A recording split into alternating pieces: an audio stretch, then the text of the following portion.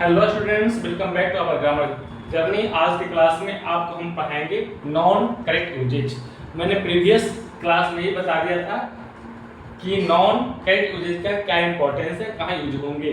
मैं आपको दोबारा फिर से रिपीट कर दूं, ये most important part of this chapter और ये कॉम्पिटिटिव लोगों के लिए बहुत ज़्यादा इफेक्टिव रहेगा। तो आइए हम स्टार्ट करते हैं। Following are the some rules to use nouns as their correct forms. निम्नलिखित कुछ रूल्स हैं जिसमें हम नाउन्स के करेक्ट फॉर्म को यूज करने के लिए पढ़ते हैं। Rule number 1, when a compound word is formed with numeral adjective and noun using hyphen, then the noun coming after hyphen is always singular. Example, I have a 2 rupee note. अब यहाँ रुपी क्या हो गया, ये नाउन हो गया। 2 क्या हो गया, ये न्यूमेरल एडजेक्टिव हो गया। मैंने क्या लिख रखा है रूल में, व्हेन अ कंपाउंड, 2 वर्ड मिलकर एक वर्ड बना है, इसे कंपाउंड वर्ड कहते हैं। मैंने प्रीवियस क्लास में भी आपको समझाने की कोशिश किया था, याद रखिए। When a compound word is formed with numeral adjective and noun using hyphen, यानी कि न्यूमेरल एडजेक्टिव एंड नाउन को मिला करके एक हम कंपाउंड वर्ड बनाते हैं। किसको यूज करते हुए, हाइफन को यूज करते हुए। Then the noun coming after hyphen, then ये जो हाइफन के बाद जो नाउन ये रुपी आया है इज ऑलवेज सिंगुलर। ध्यान रखिएगा, आई नीड अ 5 फुट रोप। यहाँ पे 5 क्या हो गया, ये न्यूमेरल एडजेक्टिव है। फुट क्या हो गया, ये नाउन है। ये दोनों मिलकर कंपाउंड वर्ड बना है और 5 और फुट के बीच में हाइफन है, तो इस हाइफन के बाद आने वाला नाउन क्या हो गया, हमेशा सिंगुलर होगा।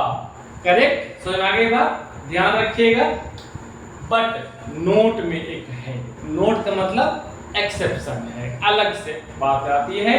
वो क्या है, but in the absence of hyphen the noun is plural. किंतु जब हाइफन को हटा देंगे तब ये कंडीशन हमारा नल एंड वॉइड हो जाएगा, ये रूल अप्लाई नहीं होंगे। जैसे आई हैव 10 रुपीज। अब 10 क्या है, न्यूमेरल एडजेक्टिव है, रुपीज क्या है, ये नाउन है, दोनों के बीच में हाइफन नहीं है, तब ये क्या हो जाएंगे, प्लूरल बन जाएंगे।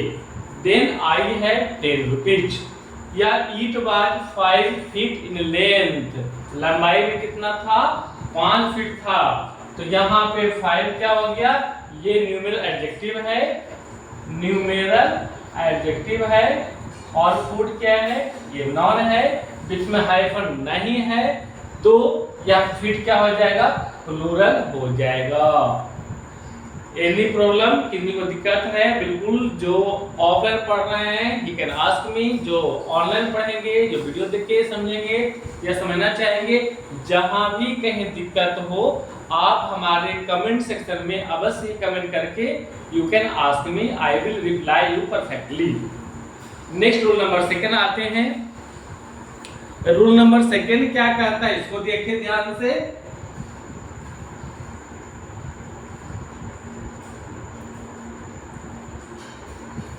Some nouns which are always used as plural. These nouns are admiralty, cavalry, clergy, gentry, infantry, nobility, poultry, peasantry, yeomanry, children, folk, etc.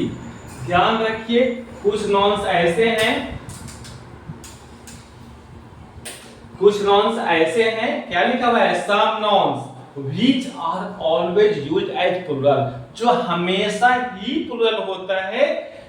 These nouns are, ये nouns कौन कौन है, अब सोचिए। अब ये आप सोच रहे होंगे कि भाई ऐसे बताने की आवश्यकता क्यों पड़ी कि कुछ नॉन्स प्लूरल होते हैं, वो तो बनाने के लिए हमने बताया था नॉन नंबर में कि कुछ नॉन्स को हम प्लूरल बनाते हैं यूजिंग सम रूल्स।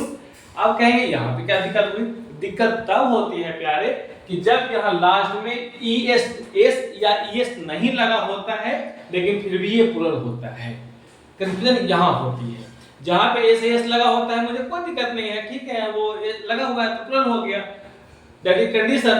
बट यहाँ पे क्या है, एडमायरेबिलिटी है, यहाँ पे बाई है।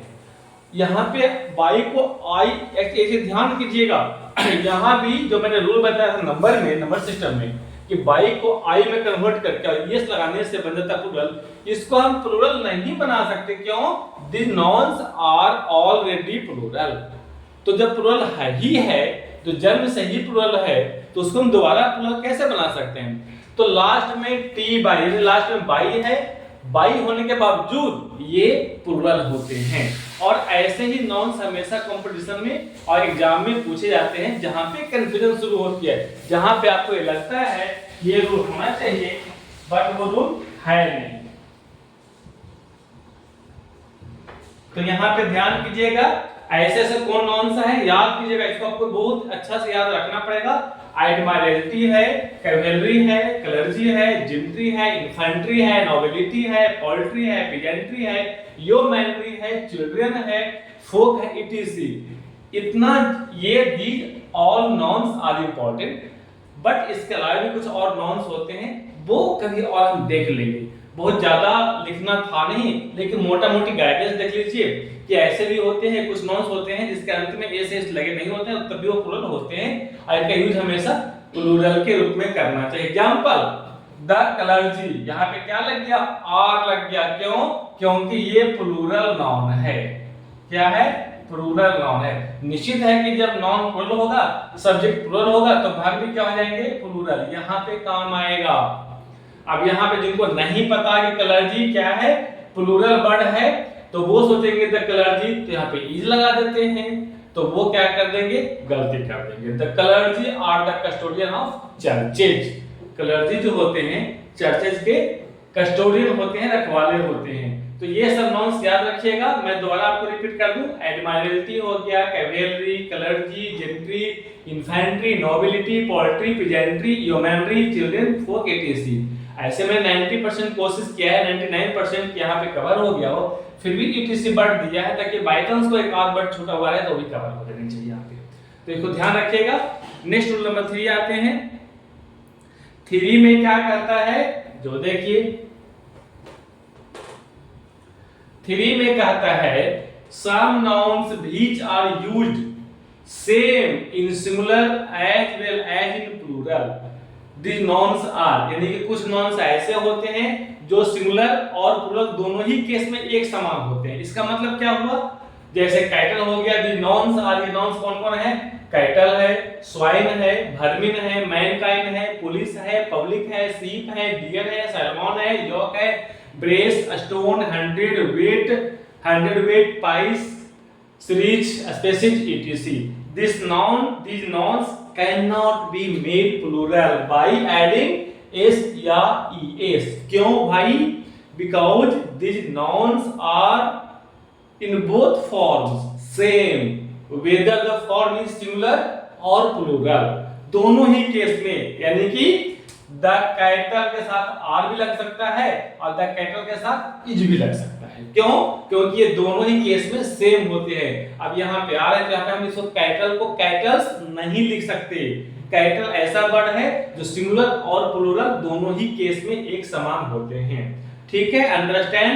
नेक्स्ट रूल नंबर 4 में क्या करता है?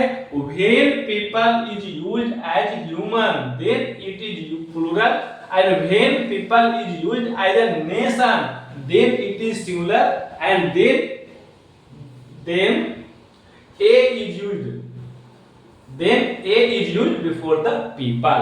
निश्चित है कि जब नेशन के रूप में यूज होगा तो क्या हो जाते हैं? सिंगुलर।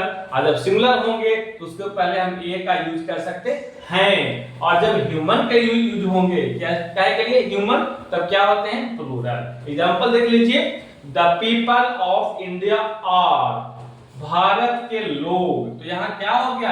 ह्यूमन। आर यहाँ क्या कर दिया? प्लूरल, ऑनेस्ट एंड लेबोरियस, यानी कि भारत के लोग ईमानदार और मेहनती होते हैं। रूल नंबर 5 आ जाइए। अच्छा, एक और एग्जांपल बच गया जो कि यहाँ पर नेशन के रूप में होता है। India is a strong people of the world, यहाँ पे ए लग गया, नेशन के यहाँ पीपल के पहले स्ट्रॉन्ग, तो एक्चुअली वर्ल्ड की बात है। तो इंडिया क्या है? कंट्री है, इसका मतलब क्या हो रहा है? नेशन का यूज हो रहा है। तो India is a strong people, of the world. लोग यहाँ पे पीपल को समझेंगे लोग तो वो कंफ्यूज हो जाएंगे, यही तो ग्रामर बताना है, यही तो हमें पढ़ाना है, और यही तो सब रूल्स पूछते हैं एग्जाम में, जहां पे लोग कंफ्यूज रहते हैं और ये समझते हैं यार इंग्लिश तो बहुत हार्ड है, मेरी बस की बात नहीं है। बट ऐसा है नहीं, मुझे तो पढ़ने में और पढ़ाने में इंग्लिश बहुत मजा आता है। हमें तो लगता है इंग्लिश हो गया, मैथ हो गया, साइंस हो गया, उससे तो इजी को सेलेक्ट हो ही नहीं सकता। नेक्स्ट रूल नंबर आते हैं हम 5 पे। 5 रूल क्या कहता है? Rule number 5 says some nouns end with s, कुछ nouns अंत होते हैं किसके साथ में? s के साथ में, and these nouns are plural, और ये प्लूरल होते भी हैं, लेकिन ऐसा है कि इसमें s लगा करके हटा करके आप उसको फिर सिंगुलर बनाने की कोशिश मत कीजिएगा, क्योंकि ये बहुत इंपॉर्टेंट है। s लगा होता है सही बात है, प्लूरल है और होते भी हैं, इसको s हटा करके हम सिंगुलर नहीं बना सकते। These nouns cannot be made singular by removing s oblique es. These nouns are, ये noun है कौन कौन? Aborigines, arms, annals, assets, beloch, ibs, drawers, feeders, proceeds, proceedings, riches, tidings, trousers, vegetables, scissors, seers, spectacles, tombs, entrails, riches, goods, arms, remains, arrears, valuables, auspices, yearnings, belongings, amends, outskirts, compliments, intestines, assets, drapes, imbers, lace, nuptials, obsequies, samples, victuals, etc. मैंने कहा था ना कि मैंने maximum पूरी, आप ये समझिए कि जो मैंने ग्रामर आपको बता रहा हूं ना, ये 38 बुक्स पढ़ने के बाद वहां का ये निचोड़ है। अब सोच सकते हैं कि मार्केट से मैंने 38 बुक्स का कलेक्शन निकाला है, तो एक मात्र ये वीडियो देखने से, ये मात्र एक क्लास अटेंड करने से you are reading, you are covering 38 books, और आप कितना समय सेव कर रहे हैं पता है आपको?